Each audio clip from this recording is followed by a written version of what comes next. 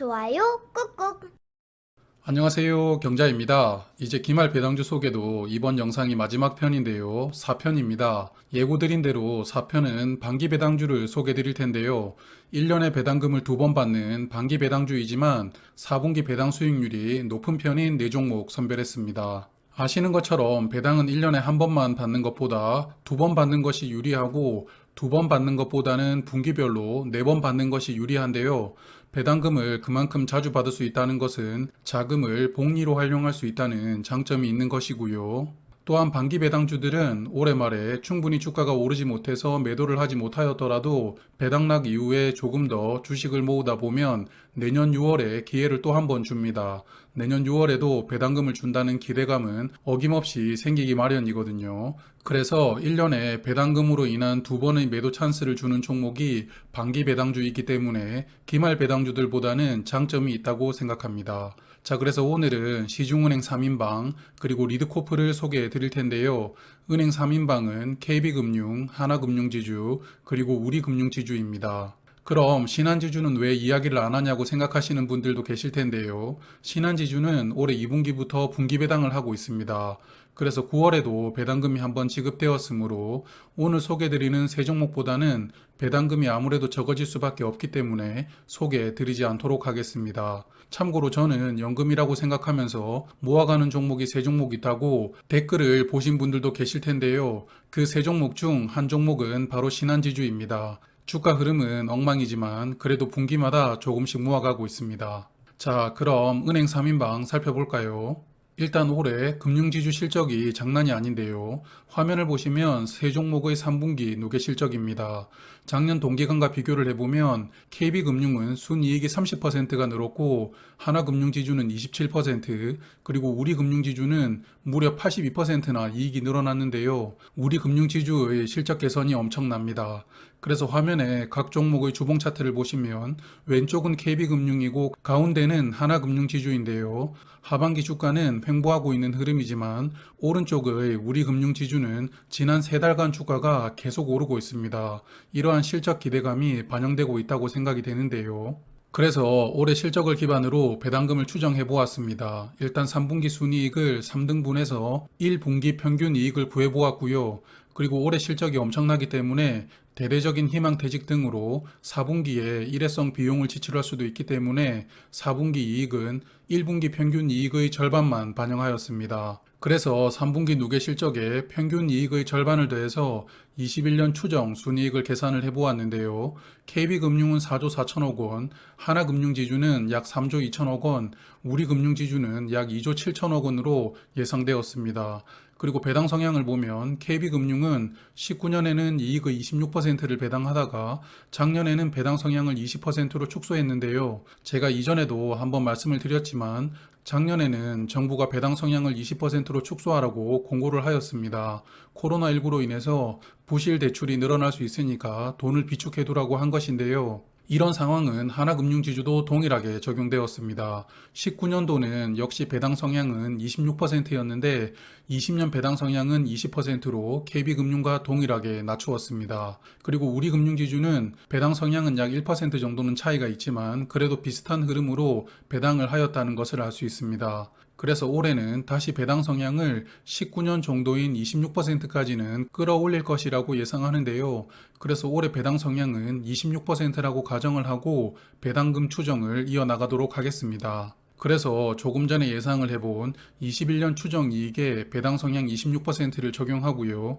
이를 주식수로 나누어 주면 한 주당 배당금이 계산되는데요. KB금융은 2,771원, 하나금융지주는 2,755원, 그리고 우리금융지주는 984원입니다. 이 주당 배당금을 제가 원 단위를 절사를 해보았는데요. 그럼 KB금융은 2,770원이 됩니다. 그리고 상반기 배당금으로 750원을 지급하였으므로 하반기 배당금은 2,020원을 예상해 보았습니다. 마찬가지로 4분기 배당금을 하나금융지주는 2,050원, 우리금융지주는 830원으로 예상하는데요. 우리금융지주는 상반기 배당금이 유독 적었습니다. 그래서 제가 예상해본 이 배당금을 받는다면 세 종목의 17일 주가 기준으로 KB금융은 수익률이 3.6%, 하나금융지주는 4.8%, 우리금융지주는 6.2%가 되는데요.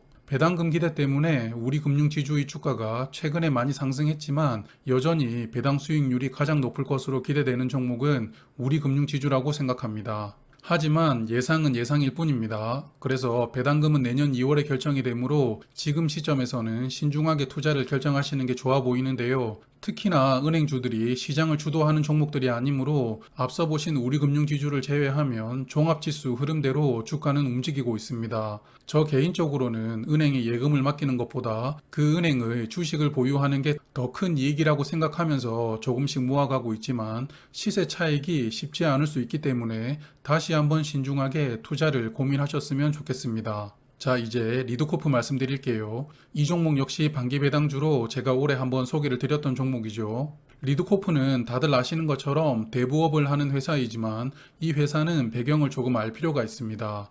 일단 최대 주주는 서홍민 회장인데요. 하나그룹 김승현 회장의 처남입니다. 그러다 보니 명색이 대기업 회장님의 처남인데 대부업만 하기에는 조금 그렇죠. 그래서 올해 신라젠을 인수하는데요. 말도 많았고 탈도 많았던 그 신라젠입니다. 그러면서 신규 사업으로 바이오를 해보려고 시도를 하는데요. 그리고 최근에는 멀미약 키미테로 유명한 명문제약도 인수하려다가 잘 되지는 않았는데요. 여하튼 대부업 이외에 새로운 사업을 지속적으로 찾고 있는 것으로 보입니다. 그리고 서홍민 회장은 형님이 보유하고 있던 리드코프 지분을 인수하는데요. 인수하는데 돈이 부족하다 보니 리드코프 주식을 담보로 대출을 받습니다. 총 빌린 돈은 295억 원이라고 하는데요. 이 빌린 돈의 1년 이자만 약 10억 원이라고 합니다. 그래서 원금은 일단 둘째치고 매년 10억 원의 이자를 갚아 나가야 되는데요. 아무리 회장님이지만 회사 돈을 마음대로 쓰다가는 횡령이 되죠. 그래서 이러한 스토리가 결국은 리드코프가 고배당을 하게 된 배경입니다. 리드코프는 현재 이익 잉여금이 약 3,500억 원이 있는 곳간이니까요. 그래서 19년까지 배당금은 상하반기 합쳐서 150원이었는데요. 이걸 20년도에 상반기는 300원, 하반기는 500원을 지급하면서 총 800원을 배당합니다. 그리고 올해 상반기도 20년과 마찬가지로 300원을 배당하였는데요.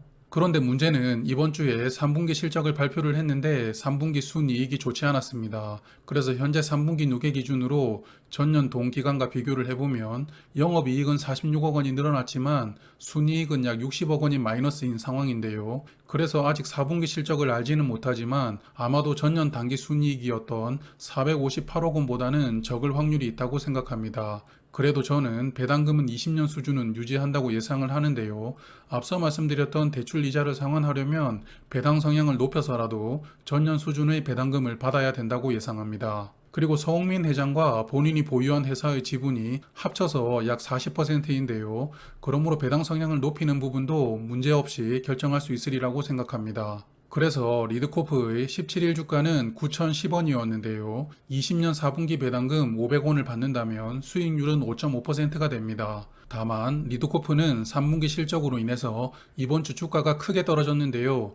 그래서 주봉을 보면 약 한 달간 주가가 하락하는 흐름을 보여주고 있습니다. 그러다 보니 5일선이 21선을 깨고 내려왔는데요. 차트상으로 좋아 보이는 흐름은 아니죠. 그러나 리드코프는 상반기에도 배당 기대감으로 주가는 11,700원까지 상승했던 종목이기도 합니다. 그러므로 최근의 이런 하락이 오히려 기회가 될 수도 있고 아니면 이번 하락은 더 큰 하락의 시작일 수도 있습니다. 결국은 배당금 지급 결정은 내년 2월이기 때문에 투자자들이 하반기 실적이 좋지 못할 것을 예상해서 배당금은 지급이 어렵다고 결론을 내리면 배당 기대감으로 주가가 상승하기는 어려울 것인데요. 그러므로 리드코프는 앞서 말씀드렸던 은행 종목들과는 또 다른 고민을 하셔야 되는 종목입니다. 신중하게 결정하셔야 되겠죠. 이로써 저의 기준으로 좋아 보였던 기말 배당주 12종목을 소개를 드렸는데요. 다시 한번 강조를 드리고 싶은 게 있습니다. 저는 주식 투자는 20년을 했지만 매수하고 매도하는 것은 아직도 서툰데요.